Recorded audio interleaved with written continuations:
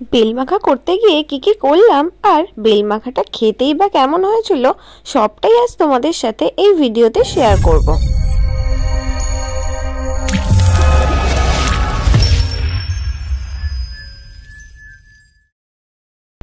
আরে ভাই, এটা কি ছিল?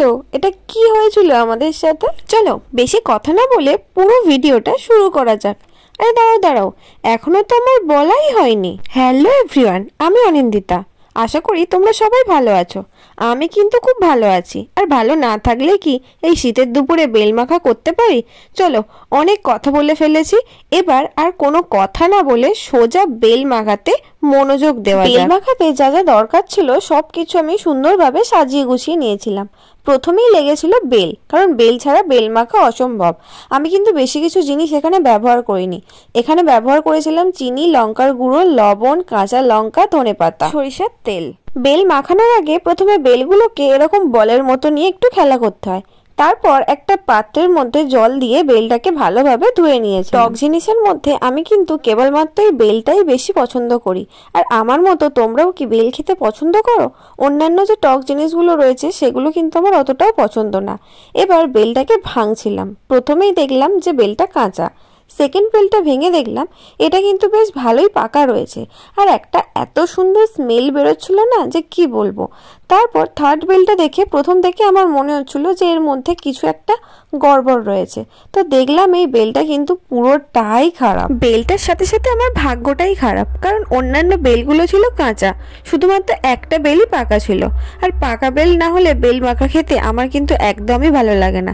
তো কি করা যাবে, হাজার দুঃখ নিয়ে ওই একটা বেল মাখাই আমাকে করতে হচ্ছিল। আমি একটা চামচের সাহায্যে বেলটাকে সুন্দরভাবে কুড়িয়ে নিয়েছিলাম।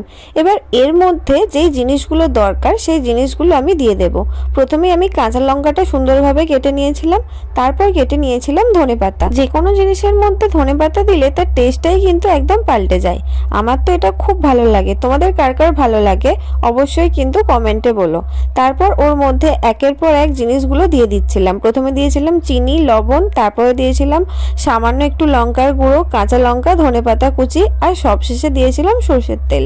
আমি কিন্তু তেল একদম কম খাই, তাই তেলটা একদম অল্পভাবে দিয়েছিলাম। এবার পুরো জিনিসটাকে মাখিয়ে নেওয়ার পালা।